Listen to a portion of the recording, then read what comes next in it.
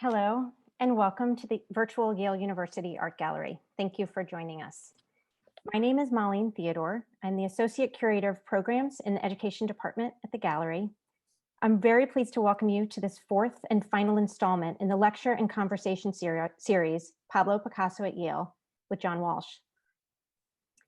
You all know who John is, that's why you're here, so I'll be brief. John Walsh is an art historian, curator, museum director, author, and educator, now based in Los Angeles. He graduated from Yale College in 1961, and he earned his PhD from Columbia University.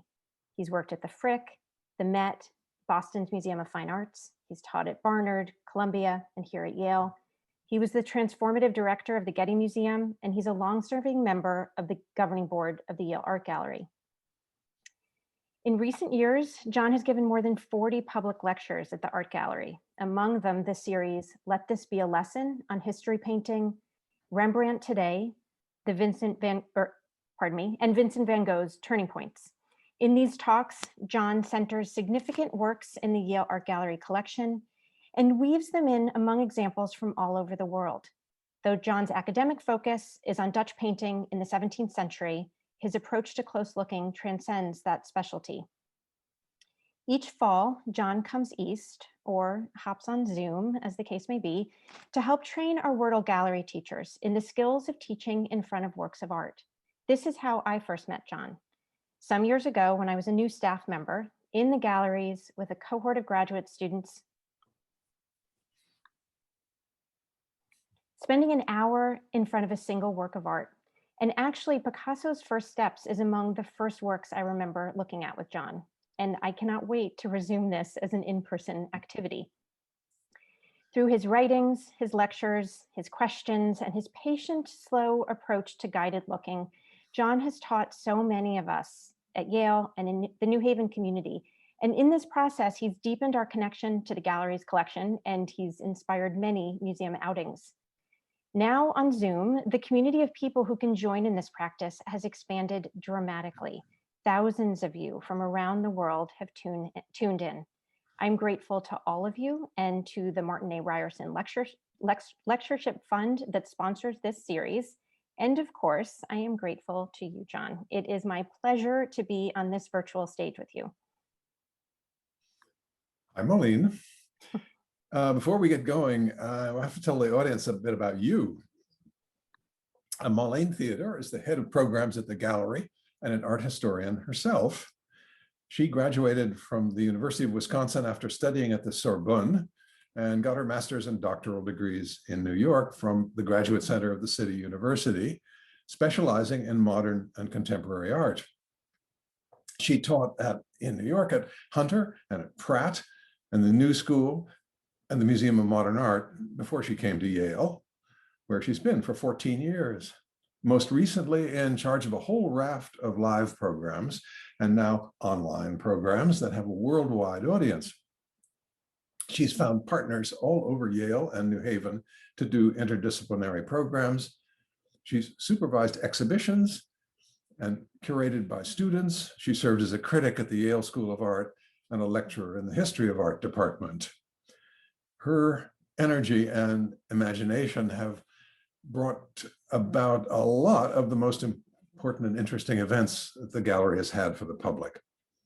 And in this event, Molleen is putting in a rare public appearance of her own, which is high time. And I'm really happy it's with me. Over to you, Molleen. Thank you, John. Today, we will be discussing John's lecture, Picasso, Life and Death. For those of us who have been following the lectures, we've watched the development of an artist who was a precocious caricaturist and draftsman who had an early empathy for the poor and the struggling, the outcast, who rethought how human bodies and space could be structured, and who seemed to gravitate towards scenes of chaos. In this fourth and final lecture of the series, we trace the development and power of two important works, Guernica of 1937 and First Steps of 1943. At this point, Picasso is in his 50s and 60s, Europe is at war, and the artist has deftly turned to addressing universal themes. This program, this conversation is presented on the Zoom webinar platform. Though there are many of us gathered here today, we can't see one another. You are invited to submit your questions via the Q&A panel. There are a lot of us here, but we'll get to as many questions as possible. But to start, we are going to do something a little different today. We are going to look together at Picasso's Guernica and invite you all to share your observations in the chat panel. So the Q&A panel is for questions and the chat panel is for your observations as we look at Picasso's Guernica. Now let's turn our attention there. Molleen, I might just say a couple of words about what we're looking at for those who might not have gotten to the lecture first. This is a 25-foot wide mural painting, 12 feet high.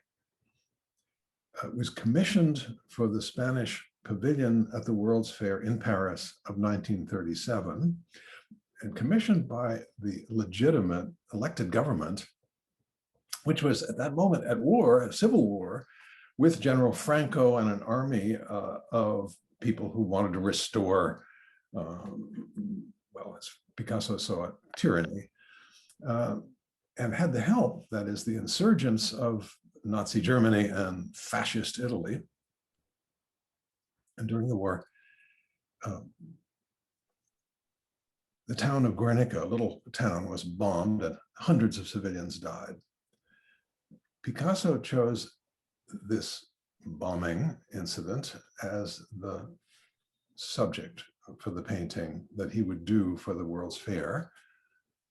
And there were many, many drawings and weeks of work painting involved. But you don't see Guernica, you don't see the town, you don't see bombs, you don't see uniforms, you don't see any specific place. Well, let's look together at what you do see and report it, please. Yes, report it, please, in the chat. And we'll now look at a couple of details.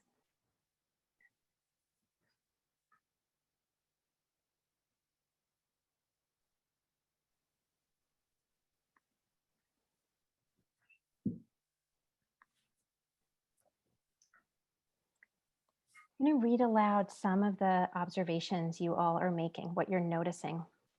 Newsprint on the body of the horse, such expressive hands and feet. Chaotic scene observed from above by a light eye. Oh, interesting. John, do you want to talk a little bit about the light sources in the painting? Yeah, sure. Well,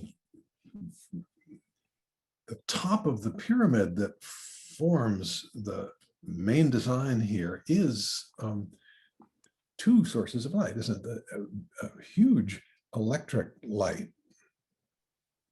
obviously extremely bright, and a light that's held in the hand of a woman who's sticking her head out the window and mouth open in horror. And she holds with her very long arm this lantern. She's looking for help at seeing and understanding what's going on. The light, the big blazing electric light, seems to be the dominant thing in the picture and seems to be giving light to everything. Maybe it also serves as a kind of bomb. Yeah, maybe a stand-in for the bomb. Yeah. There's also some fire going on the right-hand side. You can see a roof with flames coming out of it. I'm also seeing in the chat, after seeing the slides in the lecture of bombs, the horse's tongue reminds me of a bomb entering into its mouth. Yeah. Yeah, wow. Well, yes and no, because that's a formula for Picasso, and he uses it for lots of different figures. In distress, when the mouth is open, the tongue sticks out like a knife. And you notice that the woman at the far left, who's screaming because she's holding her dead baby in her lap, has got one of those pointed tongues too. A massive modern puzzle of hell, Bosch's Dante's Inferno. Shades of black, white, and gray, line drawings, figures and animals in distress. If there was sound, screams, contortions. I agree. This is a noisy painting to me. I feel like I can hear it. Yes. Every figure's mouth is opened in agony and different forms of people suffering. Fragmentation, stark black, gray, and white. Someone writes in, when I saw Guernica in person at MoMA, I was overwhelmed physically and emotionally.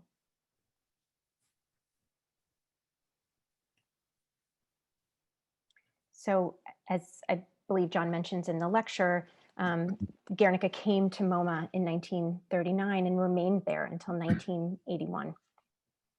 Yes, yes, yes. Generalissimo Franco won the war and became dictator of Spain. And Picasso would have nothing to do with suggestions that he somehow send the picture back to Spain. For Franco, it would have been a legitimizing thing, strange to say, because Picasso was such a big celebrity.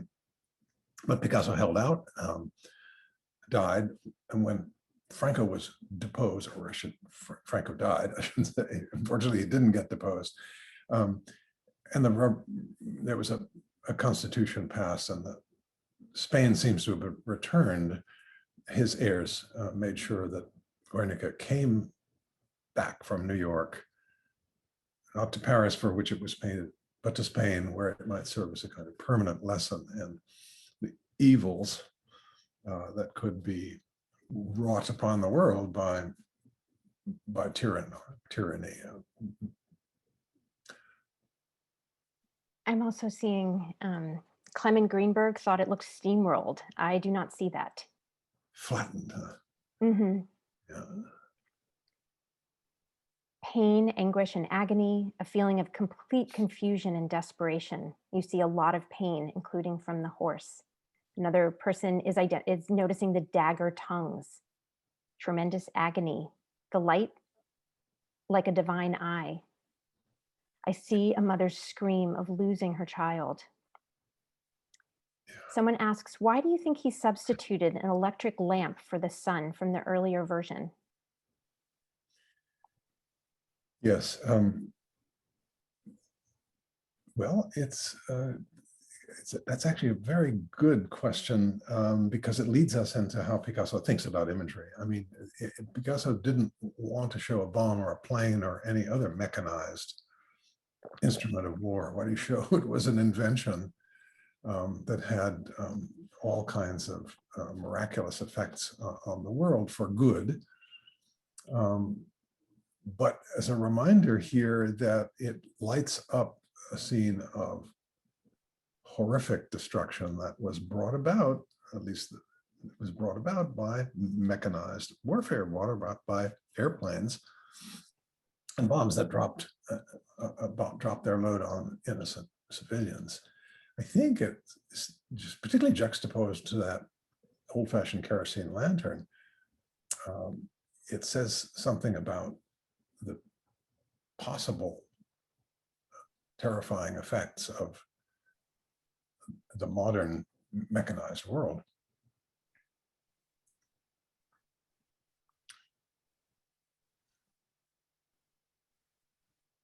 I'm going to read a few more of the comments. We're getting so many great comments here. I do see Picasso's intent in shedding light to the world in terms of size, the inference of light and the focus on the eyes, the horror of what transpired. Someone asks, in the lecture, there was a great image of Picasso painting Guernica with what looked like a stick or a brush attached to a stick. Could you talk a little bit about the materials and techniques of this work and how Picasso painted it? I can't talk much because I don't know much, but I think he used largely conventional materials. He may have used some of that house paint called Ripolin, which conservators hate, but Picasso liked because it had a gloss, had a sort of a shiny gloss. But he messed around quite a lot, and at certain points he was tempted to use color, and we have some pictures of him actually doing that. He made a whole bunch of color sketches, as you might have seen in the lecture, but eventually left it to be black and white, like a newsreel or of the time, or a newspaper, as somebody said before. There was a moment when and we have some pictures of this, there's a moment when he actually stuck some stuff onto the surface of the painting as it was working.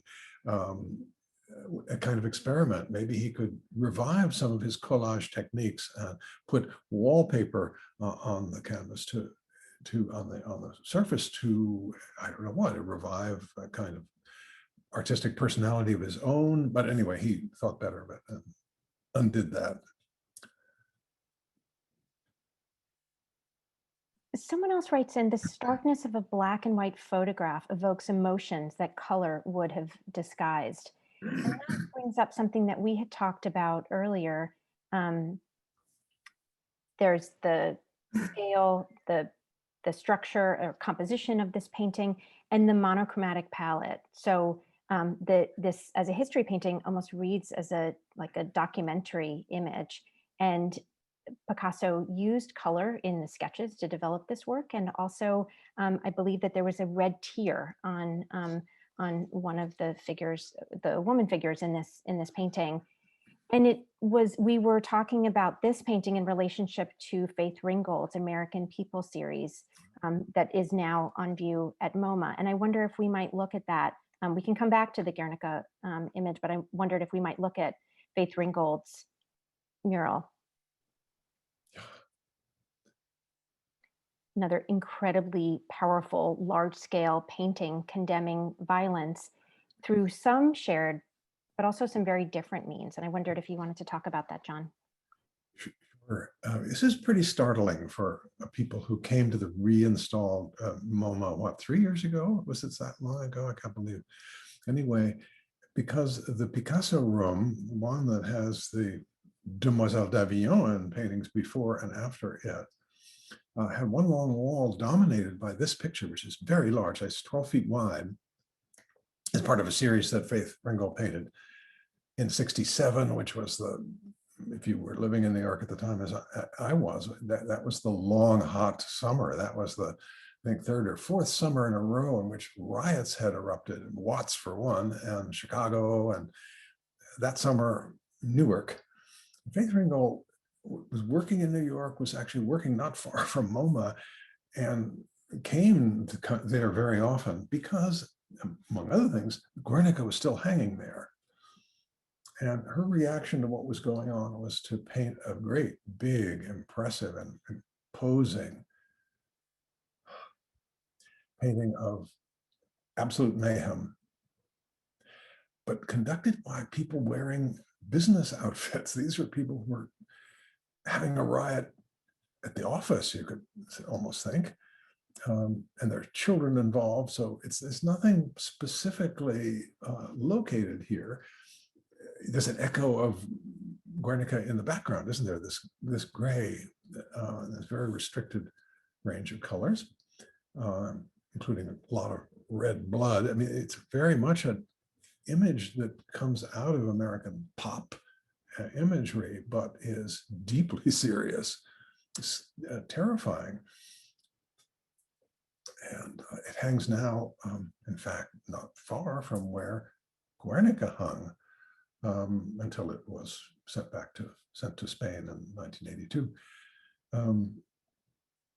So this is a history painting in the way that Guernica is a history painting, and it commemorates terrible times. And I think it could well be read as a prediction of more terrible times to come. There's nothing hopeful about it. Nothing. And it's not a defined composition like a big triangle. It seems to be part of a scroll that could go in both directions and reveal a kind of panorama of struggle and death. It's called American People Series number 20. It's called Die.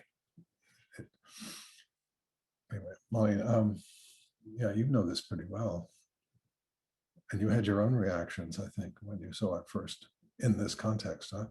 Yeah, well, that it's near Demoiselle d'Avignon and picks up there's a connection in the colors that are used, particularly in the figures at the front, but that it has the scale and the kind of universal message, condemnation of violence that we see in Guernica.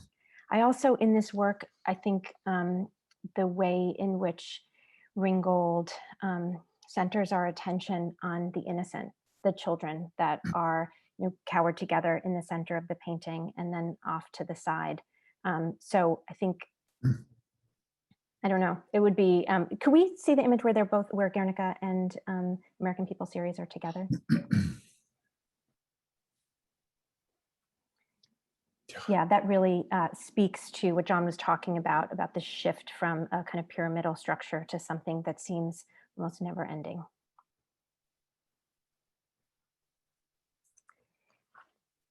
Why don't we, well, actually, one other thing that we were thinking about in relationship to Guernica, maybe we can go back to the single image of Guernica, was the question, I think you started to address it before, why, if Picasso wanted to protest the Nazis bombing Guernica and killing innocent civilians, why didn't he just come right out and show that? Like, why this abstracted symbolic depiction? Why painting? Yeah. I think he wanted to make it stick. I think he wanted to make it outlast the circumstances, terrible as they were. I think he was protesting more than a particular incident or more than a particular aggressor of the Nazis who bombed the little town. I think he was aiming to condemn all organized violence and to put in our face the consequences in a way that would be just visually unforgettable.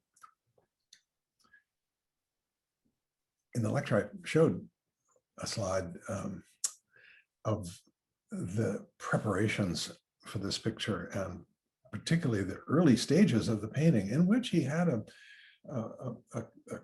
kind of communist fist right in the middle of the composition.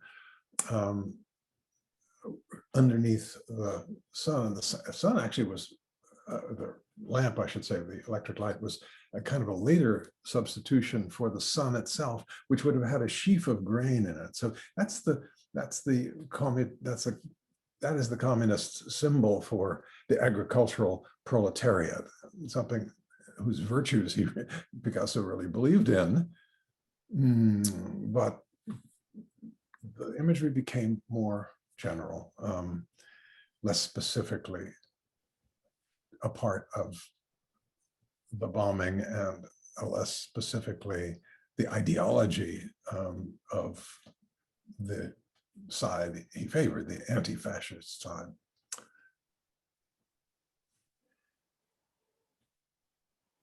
I think it's just more powerful and more memorable, and it's certainly been more durable or relevant to our lives, because we've lived into a time when these lessons were not learned, long forgotten. I mean, the amount of wanton violence and the amount of suffering by civilian, innocent people all over the world.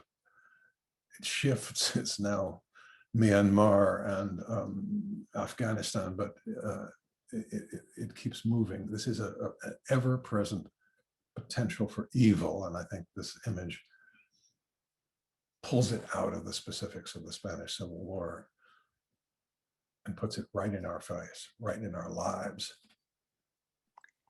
I'm going to read a few more chats. All eyes at all angles are wide open. The bull looks stable, but nothing else does. Someone is connecting it to our present moment, saying, I see COVID-19 suffering. The figure on the ground is in agony, holding a bomb in one hand in his outstretched left hand. It's as though he'd attempted to throw it, but was hurt before he could. The right arm holds a broken sword, as if to symbolize defeat.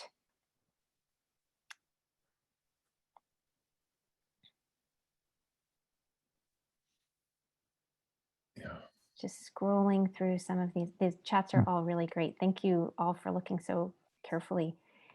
Is there a flower near the bottom above the dagger? Yes. In the lecture, you said the horse had been speared. Can you point out the wound? Look at the horse's two eyes and look below it. And you can see the, whatever that instrument is, it looks like a spear. I suppose it's also been read as the other end of the sword held by the warrior who's lying on the ground.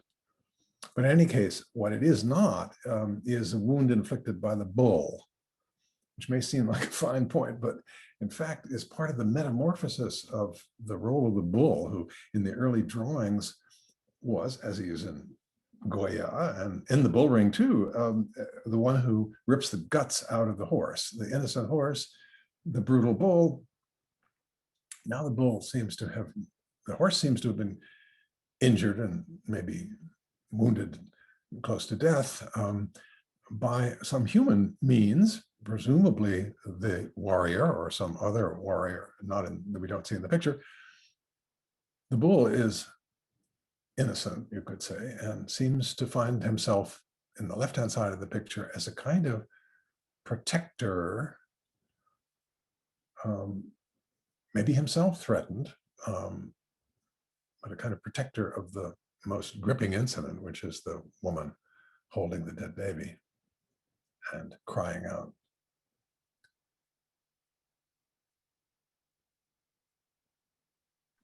I think I'll read one last chat, which is, I don't see any hope expressed anywhere in this painting. Do you?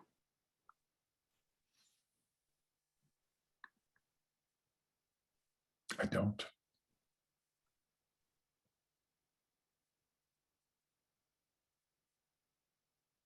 I wonder, maybe that will provoke some people to make suggestions. Where might hope be? The hope is that we'll all take this lesson into our hearts and we'll behave better. We will act against advocates of violence, that we will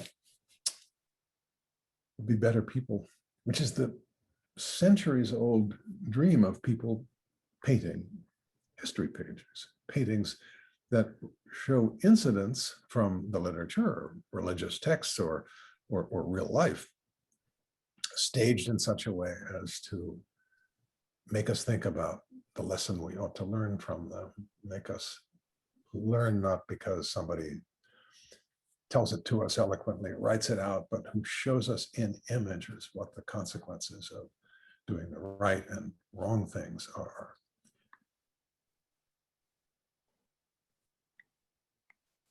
One attendee asked if the flower is a sign of hope. It's a little tiny frail thing, isn't it? I suppose you could take it that way. Or is it just another thing that hasn't been extinguished yet? You know? Mm-hmm. Horse is still alive.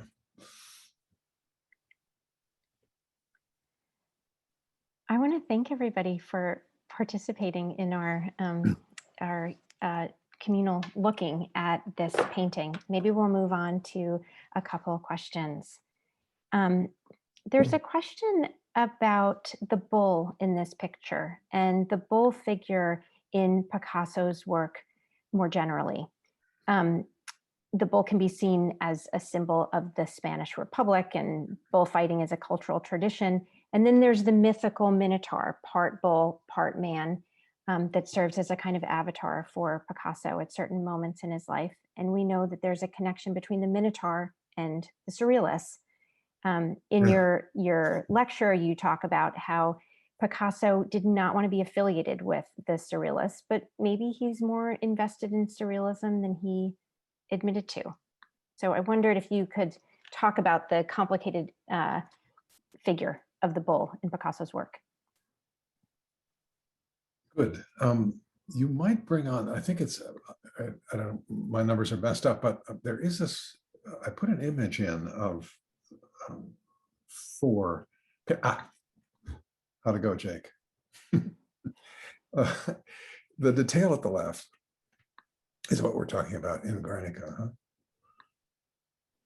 A very strange and ambiguous figure to me still.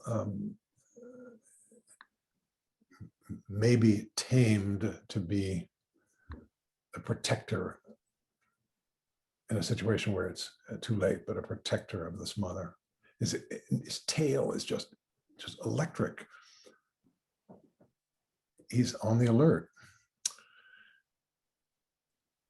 The bull I mentioned undergoes, I think, some metamorphosis of meaning in Picasso's work on Guernica, going from the aggressor of the horse to something else, what we see here at the left.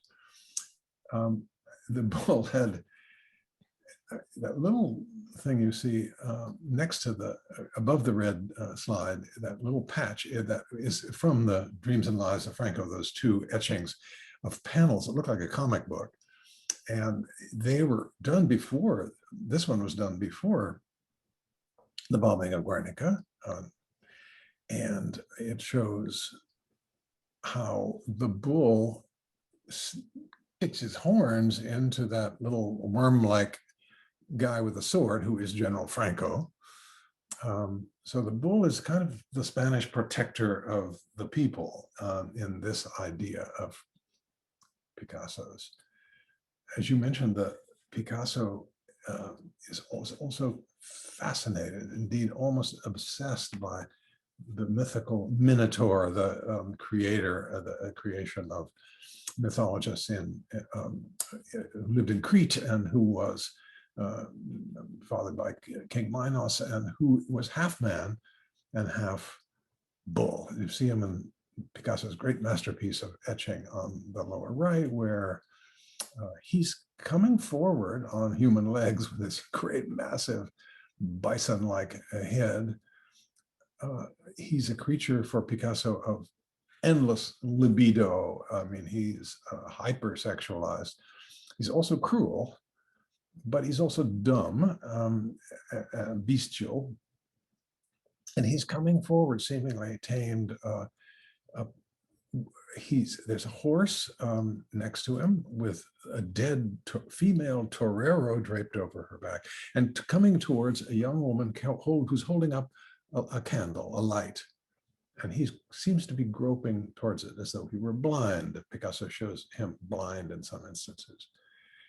We can't figure out everything that this big etching means, but it was something deeply personal to Picasso. That idea of the idea of half man, half beast, this idea of a transformed, hybrid, morph, scary figure, is kind of a creature of a dream world that was extremely attractive to the Surrealist group led by André Breton, and whose name was given to it, surrealism, this movement, by Guillaume Apollinaire, unless I'm wrong. I think while Picasso and he were hanging out together before World War I. So Picasso was a kind of founding father in a way, but of surrealism. But he couldn't be recruited or co-opted by the surrealists during the 30s. He kept his distance, although he was painting lots of pictures that look awfully surrealist, or fascinated by violence, extreme emotions, and sort of a kind of morphing figures who are several things at once. And the Minotaur, she is one of the key publication of the Surrealist group during the 30s and until World War II. So there's a long-winded, ramshackle reply. Right? Is there anything in there that's useful? I don't know. That perhaps brings us to another question from an audience member. Is it true that Picasso produced some 20,000 artworks in his lifetime? What do we know about his work routine? How was he able to produce so much? Did he work on multiple canvases at a time? That's good. 20,000 is low. If you count the prints, for example. Yeah, but there are, I think, somewhat more than 2,000 paintings, which are the most laborious things. Something in the order of 8,000 or 10,000 drawings. I mean, so the question is a good one. How do you do that? Now, the answer is you live and work. You live until you're 92, whatever it was, and you work for 70 straight years, and you don't take many breaks. At that rate, you can do a lot, particularly if you do, as the questioner suggested, work on several things at once. Picasso didn't have people in his studio very often while he was working. He sort of received them out of the studio, but in the same building. And so we have a lot of firsthand reports of what people saw, but they didn't see the whole, they didn't see the studio. They saw what he wanted them to see. And I think there were lots and lots of canvases in varying degrees of completion. But he was a stupendous worker. He worked all through the war. And when other people were acting helpless, not Picasso, he worked summer and winter. He just worked in a different place. He didn't take vacations as far as we can make, not what we would call. And he worked at night. He still had a social life during the day, but nothing seemed to hold him down. I don't think he ever got much sleep.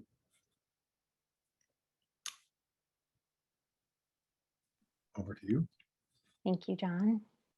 Why don't we move to first steps? And speaking of working during the war, he paints first steps during the Second World War, and we know that he stayed in Paris during this period. This is a question that I think always comes up. How was he able to stay in Paris during the war, and why was he not arrested? Yeah, good question. Well, first of all, he couldn't be arrested for just being there. He's a Spaniard. He belonged to a neutral country. But he was in some danger and was saved by the fact that he was so famous. So, danger that he was thought by the Nazis to be what they called a degenerate artist, lumped together with a lot of other modern artists of the first 20 years of the 20th century. And he had been associated with all kinds of leftist artists and writers, including communists in the 30s and 40s, and they were strongly anti-fascist, that is anti-Nazi, anti-fascist. Picasso was, though, mostly interested in the Spanish Civil War and the fate of Spain during the war. He kept his head kind of down in Paris, and he may or may not have received small favors from the Nazi occupiers. And I think maybe out of suspicion that people might think that he was collaborating in some fashion, he made some largely, I think, symbolic acts. That coal stove there, I think, become a bit of part of his ideology. It was very cold during the war in the 30s, in the 1940s. And he's said to have refused the offer of extra coal from the Germans, and that he preferred to freeze. So there's an element of some self-advertisement here in these photographs taken of him. He certainly stuck to his work, and he is added to his image as a kind of perseverance. He kept painting it, as I say, he showed with dealers when they put on exhibitions. He was very busy writing. He wrote a lot of poetry in the sort of surrealist mode. And he actually wrote a short play called Desire Caught by the Tail, which was put on in sort of a non-staged fashion by his friends during the war. He stayed busy. But at one point he was, but he didn't have it too bad. I think he seemed to have food, and he seemed to be able to go out to the cafes. He had lunch regularly at Le Catelin, which is a very nice restaurant in his neighborhood. In fact, at one point, the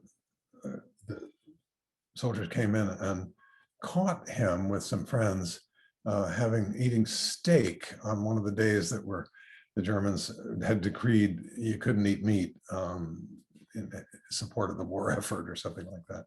So he was fined for eating steak. And he actually got orders to report for a physical exam because they were getting ready to deport him for a labor camp in Essen, I think, in Germany. But somehow that got arranged and he didn't have to show up. Anyway, during the war, he didn't do badly, and he painted a great many works of art, as well as wrote quite prodigiously. And so maybe that's all the answer I have. That's a good answer. Let's stay with first steps for another moment. In the lecture, you take us through Picasso's process with this work. We see how he refines the composition and makes decisions about color. And we see how he focuses on the drama of the scene, not its charm, as Alfred Barr said. In your discussion of the work, you call it life affirming, situating it in the life part of the lecture, not the death part. And I wondered if it can be both. Oh, well, yeah, that's good, Molleen. I think you could say it could be both. There's danger, in other words. I think Picasso would encourage us to imagine what he's picturing there as a stage in the life of both the mother and the child. And life leads inevitably to death. That's true, but I don't see a threat to either of them. I see them doing something that's been done countless hundreds of millions of times. Taking a child who was yours, who came from you as the mother, and letting him go and helping letting him go, but with this wonderfully difficult to read expression on the mother, having regrets and fears about it. What will become of this child when I let him go? It would be, so there's nothing unambiguous about this. This is full of ironies and complexities. I mean, including the scale. I mean, I've said that this child is much too big, is already moving out, not because he knows where he's going, but because he must. And she knows that. She knows a lot more than he does about where he's going. But she's got to let go. That's sort of all that back and forth, all of that stuff that's fun to discuss and is embedded in the imagery of the picture. It's so different from the Bonnat, which I showed next to it, the beautifully painted and heartwarming scene of a woman in Italian costume allowing a little kid to take that teeny little step, face agreeably pleased with itself, her look at you to say, look at me, look at us, look at what I've done. And everything it's softly lighted, the setting is vague. And anyway, all in all, it's made to give pleasure and reassurance somehow that it's all going to be okay. And this is how life goes. Well, the whole issue is, it seems to me, in doubt, the way Picasso conceives it. But it's inevitable. It's an inevitable part of life, and it leads ultimately to where everything leads, though Picasso doesn't spell it out. It leads to death. So, yeah, I think you did well to see, Molleen, that it's maybe more complicated than I made it sound. I guess I've always found that photo less, or that painting less reassuring than, um, and more um, heart-wrenching. Even in the composition, and as you show that the mother was perhaps modeled on a niche, and that we see the child's head really kind of merged with the mother's breast. So there's a physical connection to them in Yeah. addition to her like hovering over the child. Yeah. Well, you've actually, if I may say so, you've actually done this yourself a couple of times, right? So your reaction might be different from a sort of, Yes, and I think I was mentioning this to you in the first time, the work I remember looking at with you first is this. And it was when I moved to New Haven and I put my younger child in daycare for the first time. So looking at this work and having that happening on the side was, it gave this work a totally new meaning for me. And that meaning has stuck with me. But I think that's also the power of Picasso's work and what we're talking about today, that he manages to simplify the composition and the forms enough that there's a universal message that is conveyed, so that while one day I might see this as a kind of like joyful first moment in a child's life, on another, I see it as um, just kind of the end of something. yeah, the beginning of something and the end of something. Do you have it? Would you think you'd have those feelings if you were looking at the Bonnat? Maybe. Yes, I do. Same Yeah. feeling. But the Bonnard certainly brings those ideas into focus. Let's not linger there too long. I will move on to another question. We have a question here about Picasso's return to Cubism and neoclassicism throughout his life. So we know Picasso says to watch out for style and that he doesn't want to commit to a specific or a single style. But how does he move between these styles? How does he return to them? Does he return to them for particular reasons or purposes? Yeah, how and why? Yeah, that's a Mhm. good. That's a question that people have been asking ever since he went back to classicism. Well, I think we have an image of the three dancers in the Tate. Just to, it's both the three dancers and also the mill. There, good, perfect. So here, Picasso has been working for now 8 or 10 years doing neoclassical things. Well, I'll show you some examples in a second. And he brings back on the left here, of both pictures actually, his vocabulary that he developed in Cubism with flat forms, geometrical stylization, stylization of faces and gestures, poses, and so forth, shallow space. I mean, all the things that he worked for years to develop as a cubist. Here in a really shocking picture that is obviously derived from a sort of dance studio image, but the person at the left is grotesque and the extreme in the face. She even has a hole right in her middle. She could see right through her. She's a complete artifice and is dancing, not a ballet move, but a sort of Charleston. She's a terrifying figure, I think. And there's a whole story behind this, and I say something about it in the lecture, because it has to do with his own personal despair and unhappiness at the death of a friend who was involved with another woman. Anyway, it's complicated.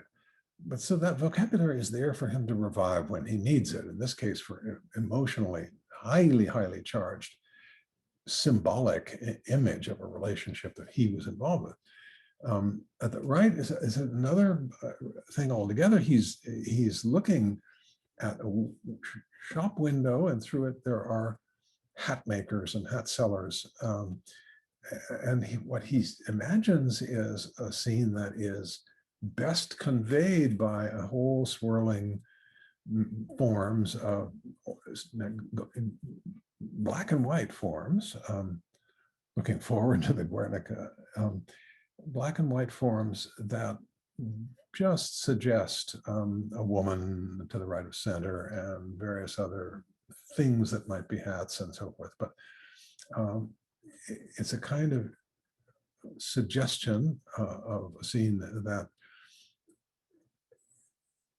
removed and abstracted to a high degree so that we have some work to do to figure it out, and which is somewhat like perception. When we look across from a distance, as Picasso did, into a window, you don't know what you're seeing necessarily. You see a lot of reflections and the play of light and the like. So the style really suits the subject in this case, in both cases. On the other hand, that was true, I think, also of the neoclassical pictures. I mean, there's the one that, I mean, there's the two boys at the left in the pen. Let's see if we can, yeah, there you go. The two boys at the seashore, one playing panpipes, and the two rather rowdy girls running on the beach. Seems to be the right, seems to Picasso to be the right way to treat a subject of historical nostalgia, you could say, about a kind of symbolic of a kind of easy and beautiful relation between people and the world outside, symbolized by these walls and this sea in the distance. There's a sort of flavor of the classical world here that seems appropriate to a man who lived at the beach in the summer, as did the one on the right. I think that, in other words, that Picasso does suit the style to fit the subject and how he wants to, what the feelings and associations he wants to project with the subject. And I often also suspect, and there's some evidence for this, that the dealers were quite happy with the idea that Picasso would paint at least some pictures that people could recognize and could enjoy the old-fashioned virtues of illusionism and faces that you could read and so forth and so forth. And these pictures were popular. They did sell well, evidently. In the lecture, I talk about a sort of general return to the old times as classical disciplines and so forth, as practiced by other painters. And also, I mean, I think Picasso is also staking a claim here to being more than a cubist, more than whatever else people thought he was, but a highly disciplined, wonderfully trained artist who could do anything, including compete one-to-one with artists from the Renaissance on, and particularly the great French classical tradition. Enough. Thank you. I think we have time for one more question, and I'll take a question that continues that idea of what Picasso was. And the question is, was Picasso a communist? Yeah, this was one of the first things I learned about him from my parents, who not only thought him to be the start of all things bad in modern art with Cubism, and on top of it, a communist, a declared one, which he in fact did declare at the end of the war, when the Russians came and liberated Europe as he saw it, chased out the bad guys, the fascists and the Nazis and so forth. That victory sometimes swept Picasso along. He'd always been a kind of non-ideological, but definitely left-leaning person, not interested in politics so much as values. But he saw the Red Army really as saving Europe, and he joined the French Communist Party in 1944. And in fact, he became, well, I mean, literally poster boy. His famous image of the dove was the thing that, the thing that defined his role more than anything else, not as an advocate for the political and economic benefits of Leninist communism and the beauties of Joseph Stalin, but of peace. He became a kind of peace crusader in his very unpolitical way, producing images that travel everywhere, and everybody probably saw growing up, if any, certainly you're my age, what you saw first with Picasso was not Guernica, was not the Demoiselle d'Avignon, it was a peace dove. And there were zillions of these issued in lithographic form, like the one at the top, based on a wonderful lithograph made of a dove at the left. And then, of course, traveled the world in the form of a poster for world conferences on peace. And he made some, in the early 50s, some amazing more murals that are not much seen or paid attention to nowadays. There's a wonderful exhibition, by the way, at the Tate Liverpool, which is a very good catalog, which people should know about, which deals with Picasso and peace and war. And speaking of peace and war, there's another image I think you can bring up, which I didn't show in the lecture, of the 1946 image of War and Peace. Oh yeah, there's that. Yeah, okay. So so I think, whoops, oh, go back to that. Yeah, what I think upset my parents was the fact that he painted or drew Stalin's portrait. Well, yeah, he did when Stalin died. Somebody persuaded him to do a drawing, not a very beautiful one, of the younger Stalin for his friend Louis Aragon, who was the editor of this Les Lettres Françaises, the sort of newspaper of the French communists. Picasso. Anyway, but if you go on, because I think I've also got an image of a couple of, yes, a sort of postscript to the Guernica is this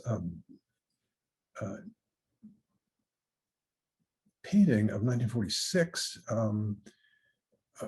kind of, if you looked at it, you might first think that might have been painted by Matisse, or Matisse doing a Picassoid figures, a kind of allegory of the joy of life in competition with Matisse, which some of you will remember from the lectures, the Joie de Vivre painting that stirred Picasso for the first time to do a major figure piece. Anyway, here are a bunch of mythic figures cavorting at the beach. Not a great masterpiece, but done in his role as a sort of advocate for peace. And that got much more specific when the communist government, the next one, please, the communist government of the town of Vallauris, which is the pottery town where Picasso made a lot of his ceramics. Could you show that? There, yeah. The town fathers wanted a composition of war and peace, and he did two enormous murals there, the size of Guernica. And in an all quasi-childlike way, picturing the evils of war at the top and the joys and the satisfactions of peacetime. This was Picasso, the propagandist, and thank heavens for, not for Stalin, but for peace, and an echo of the call for avoiding at all costs war that caused the death of humans who were innocent. So yes, he was a communist, but not very ideological, just anti-brutality and anti-strongman. And he would have had a lot of work to do if he'd been still alive today.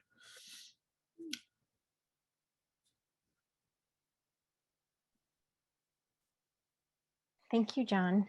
I think that it's time for us to wrap up. I'm reminded of a quote of Picasso's that you mentioned in the lectures, that the pictures live on through the people looking at it.